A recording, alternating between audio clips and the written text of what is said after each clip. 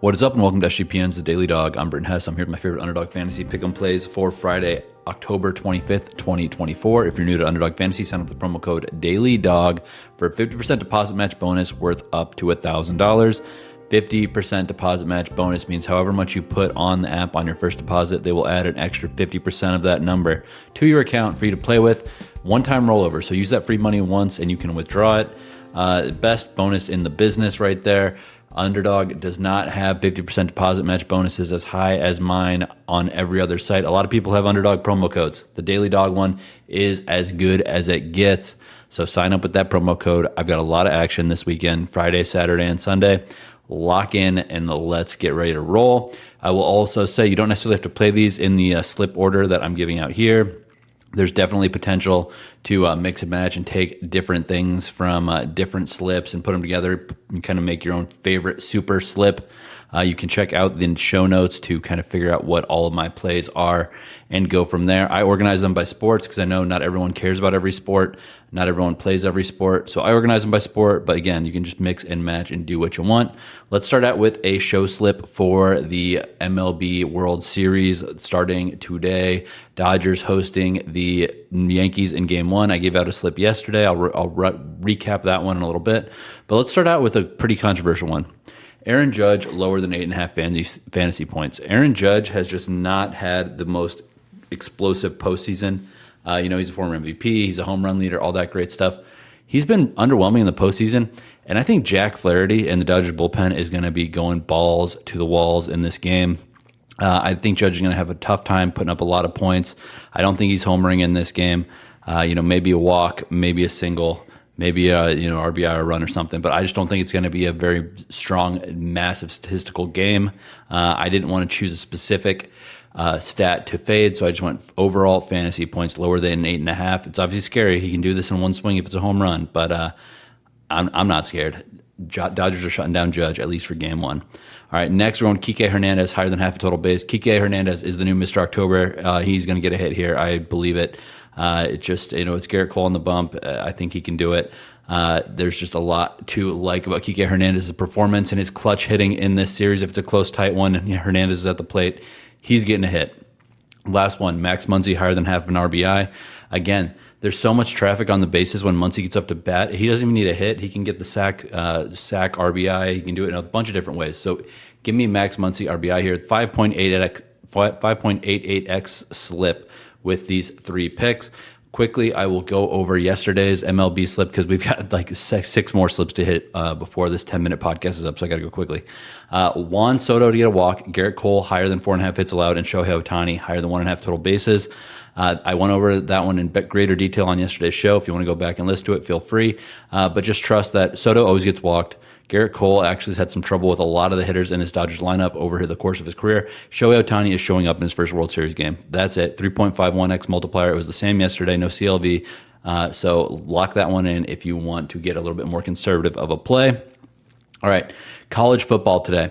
Tyler Shough, well, I can't say his name. The quarterback for Louisville, former Texas Tech quarterback, Tyler Shough, higher than 1.5 passing touchdowns at Boston College.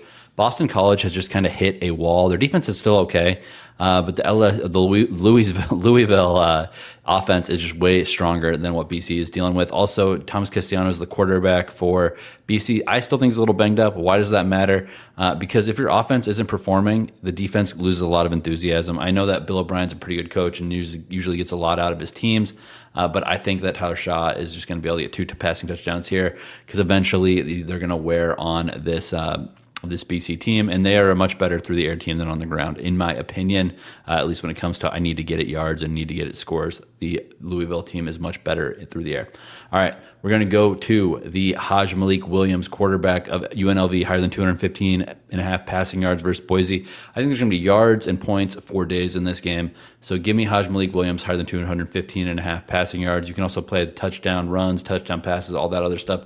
I think that Williams is in for a good game here. I love UNLV's chances to win this game, by the way. against Boise State, but that's neither here nor there when it comes to making pick'em slips. But just the logic of, I think Boise can win, or if I think UNLV can win this game, their quarterback is going to have a good game. 215.5 passing yards, not hard. You're going to get 100 of those from Ricky White anyway, so he just needs 115.5 passing yards to everyone else on the team. Zachariah Branch, higher than 34.5 receiving yards. He is the kind of utility wide receiver for USC versus Rutgers. Rutgers came out guns blazing, awesome dominant defense, a lot to like about that team. But they hit a wall, I guess is the best way to put it. The defense of Rutgers is just not what it used to be. Zachariah Branch is the type of athlete that can separate from a Rutgers defense that's good technically, but not athletically. So he can get the yak yards, he can get the contested ball catch, the contested ball, and make guys miss. Give me Zachariah Branch, higher than 34.5 receiving yards. This Friday college football slip is a 4.92x multiplier. Tyler Shough, higher than 1.5 passing touchdowns. Hajj-Malik Williams, higher than 215.5 passing yards. And Zachariah Branch, higher than 34.5 receiving yards. All right, 82er special. 82er is a slip that I do with NBA and NHL. I try to do one of these every single day. It's called 82er because these players play 82 games in a year. We're going with Paolo Banchero, higher than 24.5 points for the Orlando Magic. Banchero came out guns blazing to start the season. I don't think he's going to slow down. I think this Magic team's actually pretty solid. Banchero against Brooklyn, come on, man. He's going to have 25 points in this game. So Paolo Banchero, higher than 24.5 points. LeBron, higher than half a double-double. He didn't get there in game one. Game two, a little less high profile of an event. You know, he already broke that barrier by having his son on the court with him and all that stuff.